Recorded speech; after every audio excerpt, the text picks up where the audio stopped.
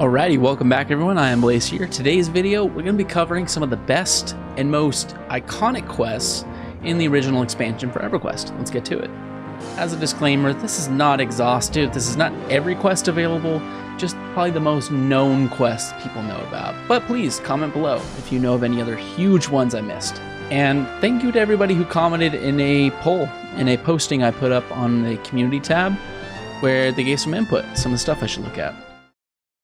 First quest we'll cover is called the Muffin quest. That's done in Freeport. You can do it at level 1. Not really done for experience. It's more done to fix faction with Kelothin and Felwith. You more do this, say, like if you go to Plane of Growth and you just destroy your faction, killing there for raiding in Velius.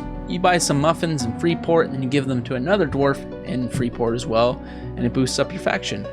Useful also if you're an Evil Alliance race and you're trying to be able to use the Fadeward continent.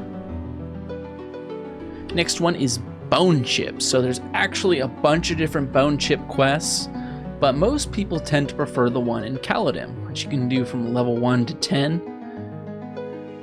The Caladim version happens way back in the Cleric and Paladin Guild, and it gives some pretty decent experience and money starting out. Now, I'm not sure about how the experience is for these quest turn-ins on live servers. I don't think they're as good. But I think on Project 1999, the experience on this is pretty solid, Next quest that everybody knows about is the Crushbone belts and shoulder pads. The turn-in is done in Caladim, and you'll do this between level 5 to 15. So you kill all these mobs in Crushbone, you kill Centurions for the belts, and Legionnaires and some upper levels for the shoulder pads. You turn them in to the Warrior Guild in Caladim, and you'll get some experience and also some small size armor that's leather. It's really, really great if you're, say, like a druid that can use it, or any class for that matter that has a small race. You can get some beginner armor just from doing this, and it's great experience. And even if you can't use the armor, you can sell it for some money, some pretty good money.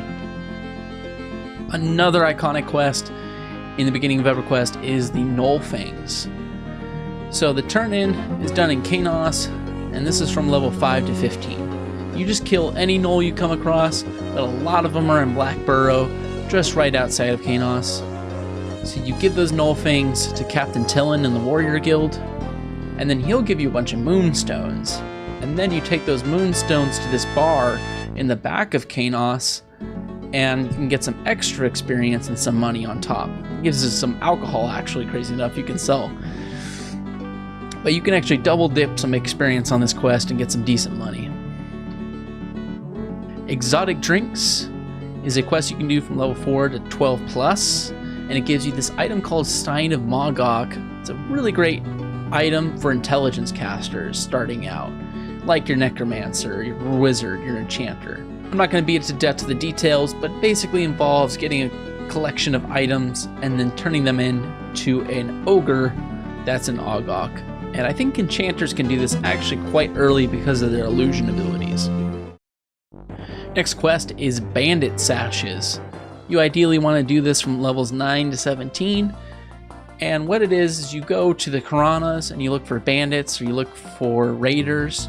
You take them out, and they will drop these sashes. And then you go to Kanos, to I believe the Cleric or Paladin Guild, turn them in and you'll get some experience and some money. And I think this is actually the best quest you want to do starting out. The biggest one you really want to do is the Greater Lightstone quest in North Karana. So you want to do this from levels 9 to 25. The main hitch is you need a magic weapon, or you need some way to do magic damage to mobs, because you take out these little will-o-wisp monsters that need magic to hurt, and sometimes they'll drop Greater Lightstones. And then you turn in these Greater Lightstones in this gypsy camp in North Karana, and they'll give you a book, some experience, and this book you can sell for about 8 to 9 platinum per. You can make a lot of money doing this. And will-o-wisps are in high density in Arid's Crossing, as well as in North Karana and some of the other Karanas. But the biggest places you'll want to find them is in North Karana and Arid's Crossing. Best chance to get it. So save these up. Save these up. Next quest is the Orc Scalps in High Pass Hold. You'll want to do this from level 15 to 20. And what you do is you just take out any of the orcs that are in high pass, get their Orc Scalps, and then turn them in to Captain Ashland, also in that same zone. You'll get some experience, and you'll also boost your faction with High Keep and Freeport, so you're not killing sight, and this is great for Evil Alliance characters. Next one is Hero Bracers. This is a really great strength item, a 10 strength item that a lot of your more melee classes will really want to get starting out. And all it is just killing a Minotaur hero in Steamfont Mountains and then turning it in to a named NPC in Kanos, and you'll get your item. You just got to be careful because it is lore, so you can only have one at a time. Now, Goblin Ears. This takes place in High Keep. You'll want to do this from about level 28 to 35. And down in the basement, there's a bunch of goblins. You want to take them out and loot any left Goblin Ears you'll get. And then you turn them to Captain Bosick in the same zone. And you'll get some experience, some good money, and as well as faction for High Keep and Freeport. Next quest. This one is one of the most iconic. I think a lot of necromancers like to do this, wizards, basically anybody who doesn't have a run speed buff, is Journeyman's Boots. And it's really just 3 parts. You just need to get a Ring of the Ancients from an Ancient Cyclops, which spawns in Ocean of Tears or South Row. And I think this mob's in its 30s, level 30s, somewhere around there. Get a Shadowed Rapier from Shadow Men in a variety of zones. I mainly went to Common Lands or Lava Storm for that.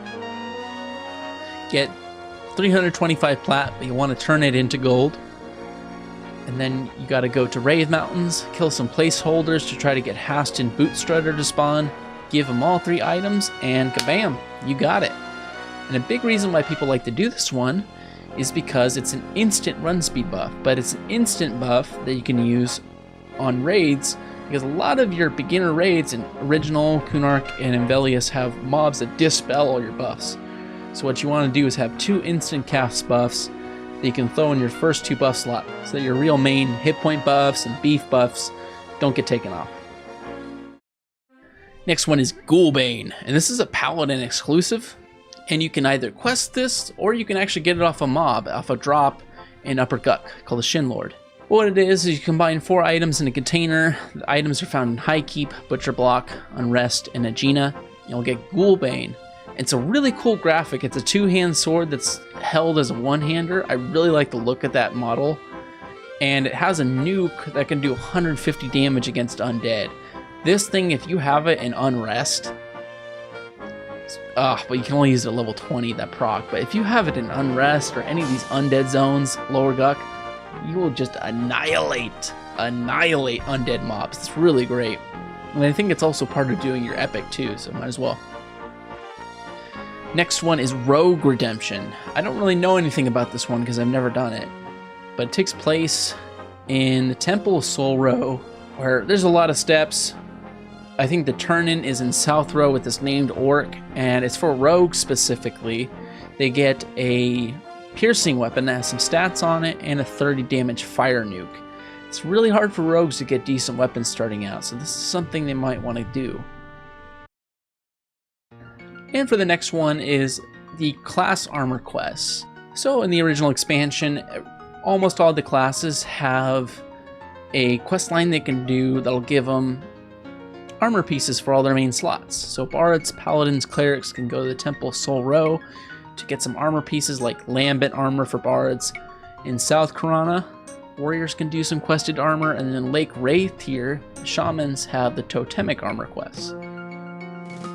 And the last one I'll mention is Plane of Sky, where every single class in the game has some quests that can get them some really nice gear and pieces of equipment. So thank you guys all for watching. See you in the next one.